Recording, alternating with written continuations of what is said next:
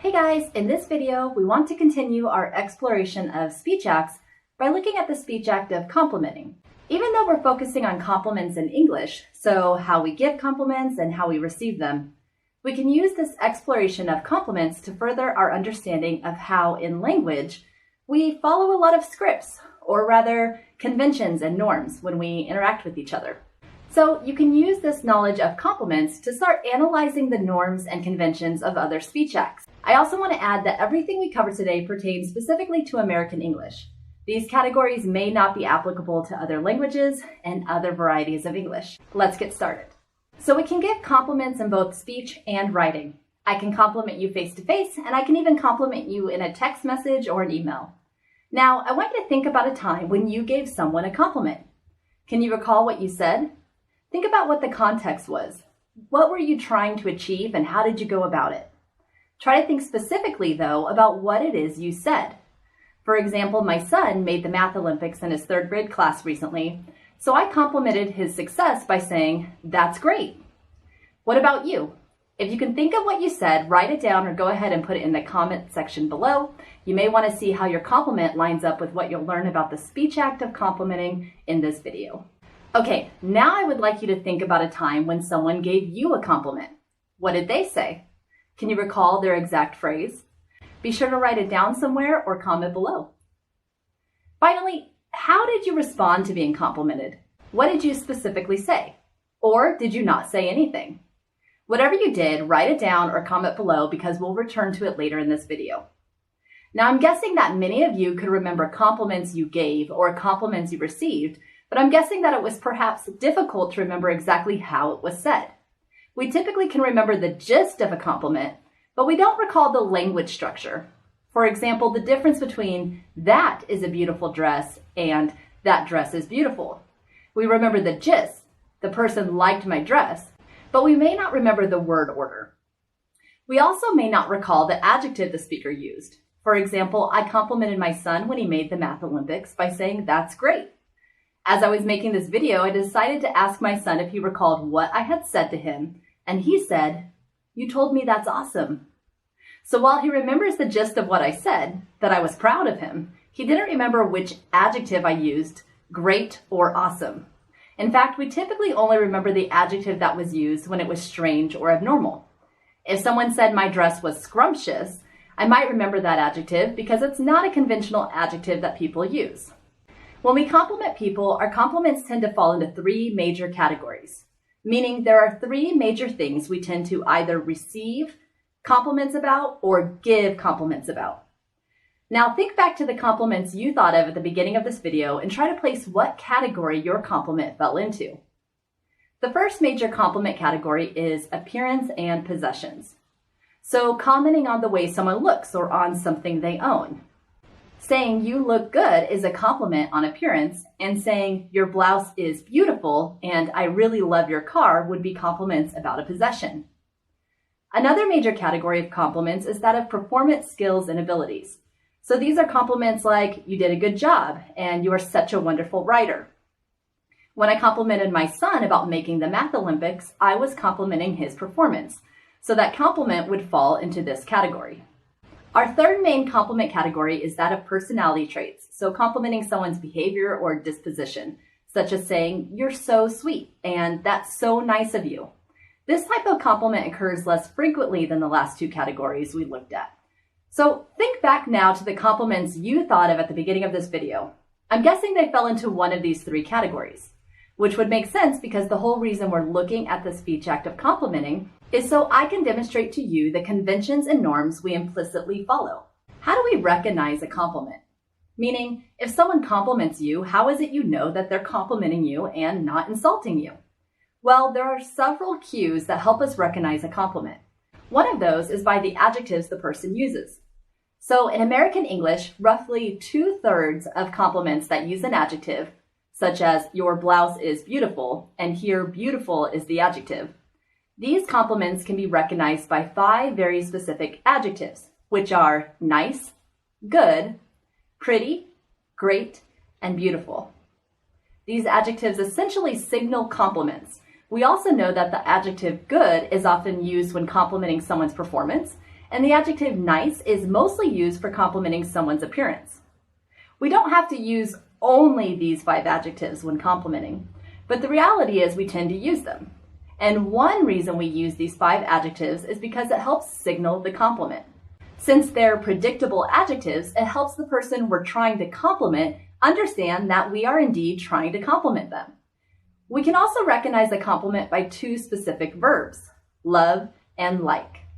In fact, 90% of compliments that have this sentence structure, I like or love blank, will use the words like or love. We're more likely to say, I love your car than I admire your car, or I approve of your car, or I commend your choice in cars. So just like our adjectives on the last slide, we don't have to use the same 5 adjectives, and we don't have to use the same 2 verbs. But we tend to because it helps make our compliment clear. It helps the hearer, the person we're complimenting, know that we're complimenting them without them needing to do a double take on what you said. These conventions and norms have a purpose. At this point, you've learned that we have 3 dominant compliment categories. You've also learned that we have dominant adjectives and verbs that we use when giving compliments. Well, we also have very specific sentence structures that we tend to use when complimenting someone. And by sentence structure, I mean that we tend to use a specific word order. And in English, we have 4 different structures that are normal or common for compliments. See if one of the compliments you identified earlier fits one of these structures. The first is noun phrase, is, looks, really, adjective. So your jacket, the noun phrase, is or looks, and those are our verbs. Beautiful, which is an adjective. I have the word really in parentheses because it's optional. So with this sentence structure, I can create a wide variety of compliments, such as, she looks great. That is awesome. You are funny. Kyle is nice. We can think of a sentence structure like a math formula, and we can plug in any noun phrase and adjective to get a result. I can also use this sentence structure to insult someone. So now I can say, Kyle is really fat, and it's no longer a compliment. So it's not that the sentence structure alone is reserved for compliments. It's that this sentence structure, with the right adjectives, can produce a compliment, such as Kyle is nice. And nice is one of the common 5 adjectives used in compliments. Another sentence structure is that of I like or love noun phrase. I can say, I really like you, I love you, I like your car, I love your positive attitude. All of these fit this sentence structure. Now, I could also use this structure to insult someone, but for that it will take intonation. So I could say, I really like her positive attitude, but with an intonation that tells you I'm not being serious. So it's important to keep in mind that sentence structure alone doesn't make a compliment. It's the structure with the word choice, our verbs and adjectives, alongside our intonation, so the sound of sincerity. We also have pronoun is a adjective noun phrase. So look closely at this formula because if you're not familiar with parts of speech, nouns, pronouns, etc., I'm sure it can be confusing on paper. But it's actually quite simple. With this structure, I can make the sentence, that is a really nice wall hanging. And in this sentence, that is our pronoun, nice is our adjective, and wall hanging is our noun phrase. We could also say she is a great cook. They are really fantastic students. Each of these fits this sentence structure. Finally, we have you, verb, a adjective, noun phrase. So I could say you did a good job, and did is our verb, good is our adjective, and job is our noun phrase. I could also say you have a really good attitude. You are a really great friend.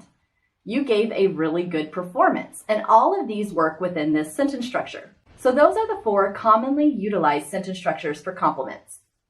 In English, like any language, we also have some fixed phrases. Fixed phrases are groups of words that commonly occur together and cannot be changed without sounding odd to speakers of the language. So with compliments, we have phrases like good job, nice work, attaboy, and you kicked ass. These are examples of fixed phrased compliments in English. I can say good job or good effort, but I wouldn't say good labor. It would sound odd because it's not the right combination of words. And notice here how these phrases still fit in some of our sentence structures we just covered. So good job is really just a shortening of you did a good job. I can also say something like nice work, but again, wouldn't say nice exertion. We also have other fixed phrases that we can also call idioms, and idioms are phrases that don't make sense by themselves, word for word, but have a meaning that is beyond the surface level. So there's the saying, that a boy, also said as attaboy, which is a compliment, most likely complimenting someone's performance. But on the surface, it looks like the sentence just says that a boy. It doesn't seem to mean anything useful on the surface level. But as English speakers, we know the phrase attaboy means something, whereas attachild doesn't really sound normal and carry the same meaning. We also have kicked ass, which once again in English is a compliment in the sentence, you kicked ass yesterday. But on the surface level, it looks like we're saying that someone really physically kicked someone's physical butt. However, it's an idiom. It has an alternative meaning that is beyond just the words. And it means something different than you kicked elbow, which doesn't carry the same meaning. So again, all of this just reinforces that there are conventions and norms we stick to when we compliment people. So what does all this say about speech acts? With any speech act, there are expectations and conventions we adhere to for communication to be successful. We just covered what those norms are for compliments in English. We know that English has over 100,000 adjectives, but that there are only 5 we typically use when we give compliments. Why though? Again, because we want the hearer to know that we are complimenting them. We want the compliment to be clearly understood as a compliment. Performing a speech act requires that the addressee knows what we are doing. Most compliments do not begin with the phrase, I would like to compliment you now. You have some really nice shoes, right? Usually we get right to the compliment itself. So we're not announcing that we're about to compliment by stating it explicitly. We just go straight into the compliment.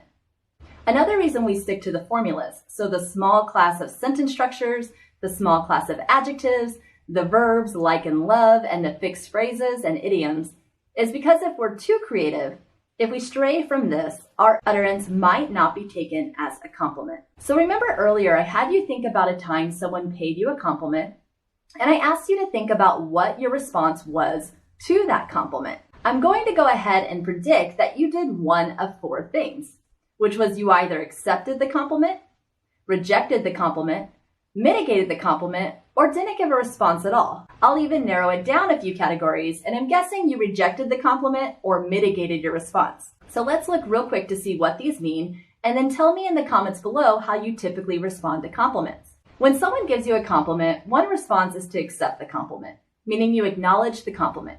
You can accept a compliment by saying thank you, or even, yes, it's my favorite, if someone were to say they liked your dress or something. So you acknowledge the compliment you received, and you'll see in a second how this is different than the other responses. You can also give what is called a praise upgrade, which is to not only accept the compliment, but essentially express an agreement with the compliment. So someone says that your dress is beautiful, and you respond by saying, really brings out the blue in my eyes, doesn't it? So here you accept the compliment and kind of raise it a little bit higher. Now this category, accepting, is not typically what Americans do, for a variety of social reasons. You may do this with someone you're really close to, but in general, accepting a compliment is not our general approach. Our approach is to be humbler, and there are a few ways we express this humility. So rather than accepting the compliment, we just flat out reject it. So someone says, you look good in that dress, and you reject that compliment by saying, I feel fat in it. Someone says, man, have you been working out? You look great. And we reject it by saying, I feel totally out of shape. So in both instances, we're speaking the opposite truth to the compliment. Perhaps this opposite truth reflects how we're really feeling, or perhaps we're stating it just to look humbler in light of the compliment. Either way, we're devaluing ourselves for the sake of saving face, for the sake of not looking boastful or proud, 2 behaviors that aren't typically awarded in American culture. Another option is to mitigate our response. So here we're not fully accepting it and we're not fully rejecting the compliment. Basically, we're being bashful, which is why I have a picture of bashful here from the 7 Dwarfs. This is the more common thing to do in American culture. So if somebody compliments you on your jacket, and rather than saying, yes, I know it's a great jacket, you might say, oh, I bought it for the trip I took to Arizona, to kind of justify that I didn't splurge on it for no reason. I bought it, for a trip. You might tell a story about it or say, my brother gave it to me, or, oh really, you like it? If someone were to say they like your shoes, you might mitigate your compliment response by saying, oh, I like your shoes too. So you can respond to your compliment by giving a compliment back. Lastly, you may just choose not to respond. Someone could say, I love your hair, girl, looking good. And then that person could say, all right, we have a lot of work to do. Let's get started. The person completely ignores the compliment altogether. This one is tricky because ignoring the compliment could have other negative implications socially. People want to know you heard them. So in this example, the person didn't respond verbally. She also didn't flat out ignore the person. She still grinned. And this grin, in my opinion, is still somewhat an acknowledgement of the compliment, not a full-out rejection. While there are 4 response types, Americans rarely accept the compliment and are more likely to either reject, mitigate, or give no response at all. We don't like to put ourselves in a position that implies we have some type of superiority to the person paying us the compliment. All right, let's take stock once again and summarize what we are talking about here. Performing a speech act follows a set of linguistic norms. So the structure, I love your car, or I love your XYZ. Put in anything there. That is a real typical way to give a compliment. And when you start the sentence that way, the addressee is going to understand it as a compliment. So that's why we have these kind of predictable patterns in speech. So it's easy for people to understand what is trying to be performed here. So we can say that there is a formula to construct a compliment. And we looked at the sentence level and we looked at certain adjectives. And so there's something formulaic about it. You're going to plug in an adjective here. You're going to probably select one of these 5 adjectives. And that is important for us to observe because even though you can, in theory, come up with a 100% original sentence that nobody has ever in the history of the world ever spoken, you could do that right now. Everybody has the skills to do that, but we don't. Even though you could sit down and write the wackiest sentence that nobody has ever put together, we just don't do it. And that's the beautiful thing about language. It has infinite possibilities. However, we don't tend to do that. And in fact, let's go to the other way. We tend to use the same chunks or phrases of words over and over again for most of our communication. Despite the fact that we have the ability to be incredibly creative with our language, when the speaker does not apply this formula, the speech act may be open to different interpretations. As I mentioned this before, there's a reason why speech acts are performed in such a recognizable pattern. It's because we're not announcing our speech acts all the time. We're not announcing the compliment by saying, I have a compliment for you and it is this. We're just performing language and people have to make interpretations of what we're trying to do. So patterns in language help. This applies to all speech acts. We just spoke about compliments, but we can perform lots of actions with our words. We can brag, we can criticize, we can theorize, we can encourage, we can ask people to do things for us. Whatever we do, there are likely going to be conventions and norms that we follow. So I encourage you to watch for these as you observe language as a linguist moving forward. Finally, depending on when you're watching this video, I wanted to share that January 24th each year is National Compliment Day. So go out and compliment people, but also keep track of the compliments you hear and come back to this video to see how you can categorize them and align them with what you now know about the speech act of complimenting.